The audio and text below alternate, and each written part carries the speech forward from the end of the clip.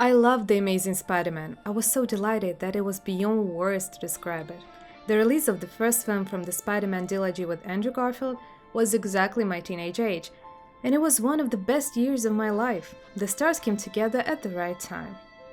Andrew Garfield and Emma Stone, with whom they got along very well, not only in frame but as we found out later, in real life. And now, after the release of Spider-Man No Way Home, where we saw gorgeous Andrew 10 years later, who is aged like fine wine, what else can we do but remember these wonderful films? The first film, The Amazing Spider-Man, was released in 2012 and grossed more than $750 million worldwide. The director's chair was taken by Mark Webb.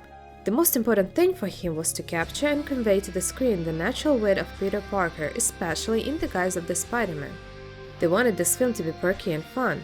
Reading comics, it is impossible not to notice the sarcasm of protagonist, his carelessness and cheerful disposition. This is part of the charm for which Spider-Man is loved by all fans. For Peter, however, the matter does not end with laughter. He is determined to protect his fellow citizens, a commitment that brings him to the heart of New York's largest and most powerful corporation, Oscorp.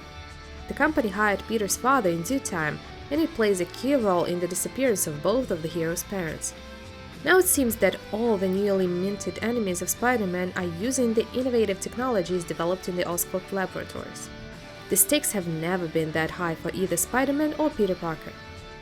Spider-Man will come face to face with enemies who have united against him and who are mysteriously bound to Oscorp. Peter, on the other hand, has to make difficult choices and try to keep his once given word, trying to avoid disastrous consequences. The Amazing Spider-Man shows Peter Parker from an unknown perspective. Opening a new chapter in the history of Spider-Man films, the creators decided to show the new sides of Peter Parker's life. There's still so many facets in the Spider-Man story that were not available to the viewer. The loss of his parents was a very difficult event in Peter's life, and I was interested to see the consequences of this event. In the end, this is a film about how a boy goes in search of his father, but finds himself along the way. Along with this, his relationship with Gwen Stacy unfolds, and in my opinion, there is an amazing and powerful story for both the comic book reader and the viewer. And after all, it also has one of my favorite comic book villains, the Lizard. Huge room for creativity, says director Mark Webb.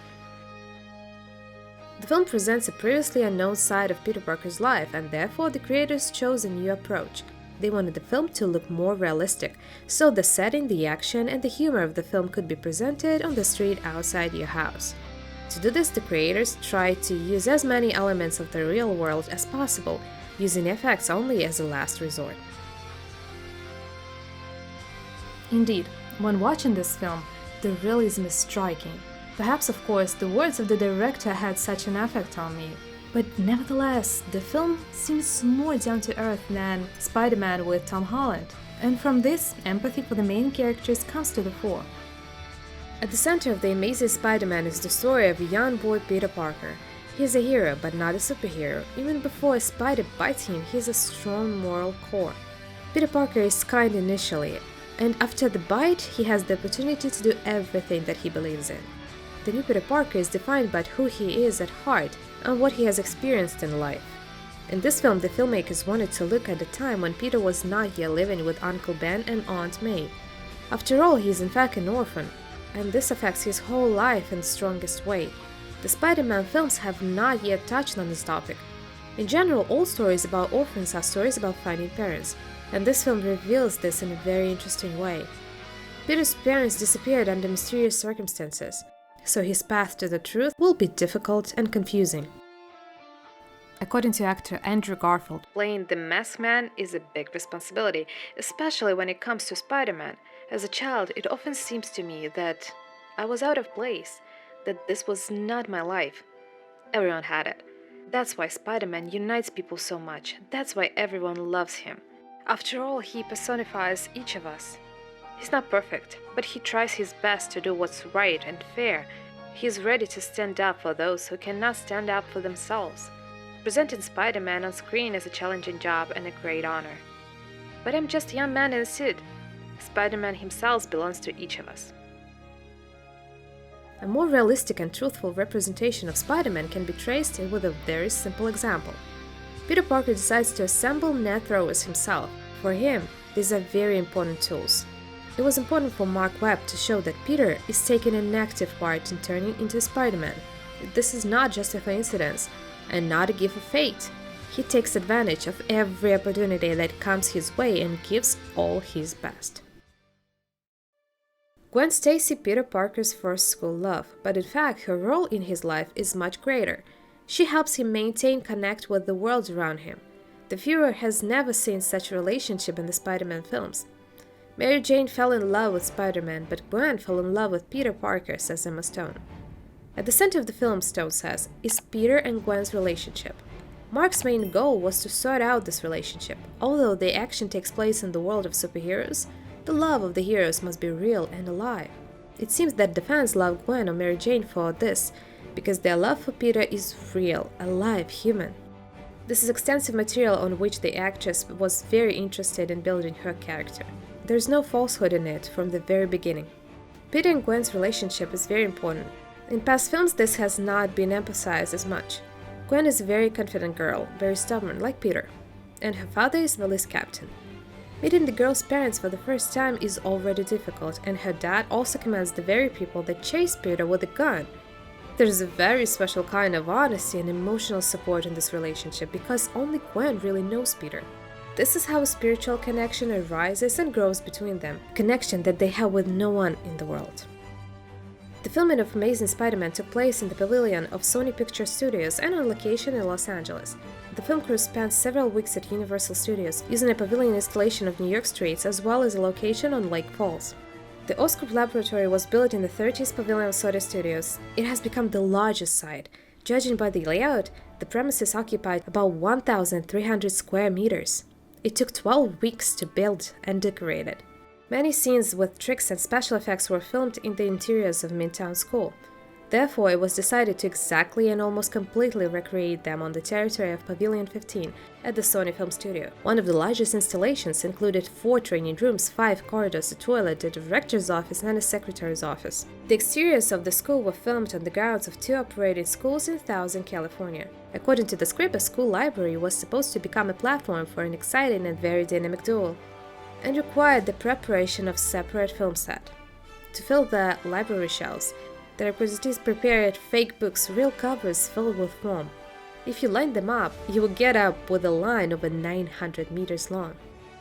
After filming ended in Los Angeles, the film crew moved to New York. Filming took place on the exteriors of West Side Manhattan, Wooster Square in Brooklyn, and under the Suspension Bridge in Woodside, Queens. The lenses for the Spider-Man suit were made by the company's employees who develop optics for military and astronauts. The lenses were painted blue and treated with special anti-reflective layer. The surface was painted with a hexagon pattern in gold paint. Net throwers were inspired by the thin layer wristbands, popular in 60s and 70s, which were designed to protect the glass of wristwatches from damage.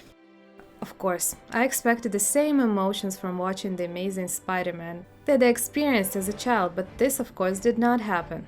It's a pity, but nevertheless, the film did not disappoint me. Yes, it is just as interesting and entertaining. I noticed a few things for myself that I hadn't seen much before. They mostly concern Gwen and Peter's relationship. As for me, this is the most sensual relationship of all cinematic manifestations of the relationship between Spider-Man and his girlfriend. Perhaps and most likely, the off-screen relationship between Andrew Garfield and Emma Stone played a huge role in this. Fans all over the world have been hoping for a reunion for years, and indeed, Gwen Stacy fell in love with Peter Parker and not Spider-Man like Mary Jane. Michelle's relationship with Peter, Tom Holland, is a little strange for me. They're awkward and funny, such as actors themselves, and there's definitely something unusual about it. But in general, it looks more like a strong friendship turning into tenderness and love. I must say right away that I don't see anything wrong with that. It's just different, not like other films, and that's great. As a result, we got not just 3 different Spider-Man, but completely different love stories. Also, Gwen is already much more involved in Peter's adventures than MJ, Tobey Maguire's. She's active and combative. She's not afraid and is ready to rush into the thick of things with him. She's also shrewd and perceptive. What else is striking is the sense of the authenticity of what is happening. I probably would not have thought about it if I had not found out that it was done on purpose. Yes, of course, there are graphics in the film. After all, how could it be without it in a film about Spider-Man? With his somersaults and stuff. I even remembered that 3D trailer that was shown before the release of the film. Then it was just the dawn of 3D films. Everyone was eager to go to the cinema in 3D, and that made the trailer a bomb.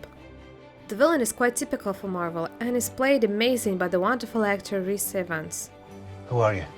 Hello, Mr. Lovegood. It's great that we have the pleasure of watching such different Spider-Man films. We want more of these movies, more good ones. Thanks for watching. Watch only good movies that give you exactly what you want. He's a pathological liar, and he thought you were someone else. Man, you don't have me on your computer. Yeah, I mean, like, I took a photo of the debate team, and you're in the debate team, so. Right. So, he must have seen, I was touching up stuff. Touching him stiff. I'm not gonna answer that.